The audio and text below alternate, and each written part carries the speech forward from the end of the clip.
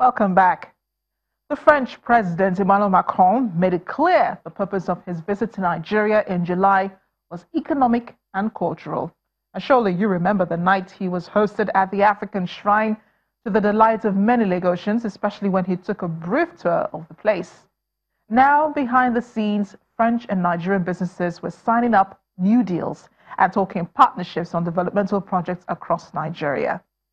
Director General of the Franco-Nigeria Chamber of Commerce and Industry, Moses Umoru, who was appointed in February this year, was part of the team that met with their counterparts from France. And like the French president, he's a young man convinced of the benefits of partnerships of both countries.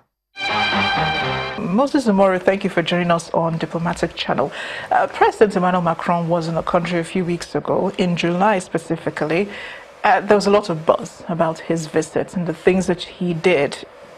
Has there been much of an impact of the president's visit? Yeah, it's making a whole lot of impact. But before I talk about the impact, I'll also just take us on the journey as to how it has been before now.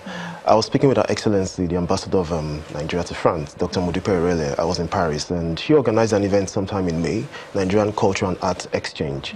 And she said the problem we have is to sell Nigeria. It's difficult to sell Nigeria to the French business community because they take what the media is projecting to them. We understand that bad news sells better than good news. So they hear more about the Boko Haram crisis in Nigeria. They hear more about the kidnappings and the rest of them.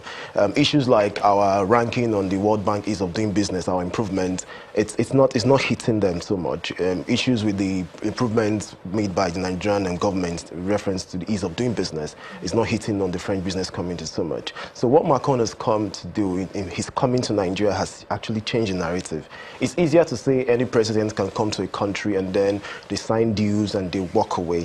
Well, one thing I've always said with other media organizations is that President Macron's visit to the African Shrine was the game changer, has been the game changer so far, so good for Nigeria. So you think it's that curiosity that probably drew the French president, wanting to come and see things for himself? You know, that the fact that there's been a lot of perception about, you know, what Nigeria is and what Nigeria is not. Do you think he just wanted to see things for himself to Nigeria? Yeah, please understand that Emmanuel Macron has been to Nigeria before, and he has been to the African Shrine before. He served in Abuja and served in Lagos at some point in time, and he knows about this country. He knows about the country very well. So he wanted to change the narrative by himself because he knows that this is a place to actually do business. Yes, it's difficult. We have our infrastructure gap. We have a little bit of problems, social problems here and there. But it's not peculiar to Nigeria. It is almost everywhere. So for him coming to the African Shrine was just for him making. He was not coming to discover things by himself. He was coming to tell them that I can come here. So you can also come to the African Shrine. You can come to Nigeria and do business with so much ease. I know lots of deals were signed between Nigerian and French businesses during that time, especially at the Nigeria Franco business meetings that were held during Macron's visit. Tell us a bit more about some of the projects that we should be seeing in the next few months or so. Yeah, with reference to President Macron's visit to Nigeria, a lot of these were signed, like you mentioned. The figures on it was $475 million, 200 million for Lagos State, 200 million for Ogun State, and 75 million for the water project in Kano State. And they're also trying to, at the moment, Alstom Transport, which is a French-based company here in Nigeria, has taken over the Lagos light rail project at the moment, so they're already working on that. So that's a project that is already on work in progress. So they're taking over the project and they're going to do the finishing on the rest of them. So the signatures and the deals have taken off already, and work is already going on in reference to that and all of that. So we believe that in a couple of months and weeks we can see these things physically on the streets of Lagos State. Well, you remember the French president talking about migration, and he actually he was speaking to young people and saying that, you know, if you really want to make it in Nigeria, you can. If you think that, you know, going abroad to make it, you might fail. But you think that, you know, for him saying that, it resonated with a lot of people. You know, someone could be looking at you and be saying, you know, you have more opportunities than the average Nigerian does. Funny enough, no. Yes, I've always told, when I was growing, I was like, leaving this country has not been a thing for me. If I'm going to leave Nigeria, it's going to be on an official assignment, and I will just go and I'll come back. That's all I've always said to myself from day one, and that's always been what has actually happened to me. My going out to the country, out of Nigeria has been strictly official, and then go and come back. It's a function of your decision and, you know, determination and your drive, personal drive. Nobody knows Umoru, you know, that name Umoru, nobody knows it. You know, my parents would never, yeah, people are getting to know the name now and all of that. So that's just the way these things work. You know, if you decide you want to get somewhere, you will get it. It's just a function of decision. So what's the confidence for these French businesses as they come to Nigeria? I mean, we're just coming out of a recession, and then our economy is not as strong as it should be. What's their interest here then? No, in a community or in a country where there are so many problems, it creates so many opportunities for businesses to be born, because businesses just come to solve problems. A lot of businesses are solving our electricity problems. A lot of them are solving technology problems. So it's always from the problem perspective. You are investing in solutions to problems. If there are no problems, you don't come in for business, because everybody's have taken their position already. So Nigeria is a market to be harnessed at the moment, and that's the perception they have. They come with a problem statement. Okay, this is the problem. If we solve the problem, we make the money by solving the problem. And that's how it has been for them. Well, take electricity, for example. I know that a number of companies have been partnering with the government, you know, to develop electricity, or to at least distribute it. We already have a problem with distribution. We have a problem with generating electricity. And I know that there's also a problem with revenue. Yeah. So what's the impact that these companies are making? Yes, of course. Regulations have been the issue. And I was going to mention that, you mentioned that already. It has been regulation, basically. We have a lot of French businesses here in Nigeria that are solving power problems. But so what impact can you have if you don't have access to, you know, the transmission of the power at the end of the day? So government still, you know, still controls that part of it, you know.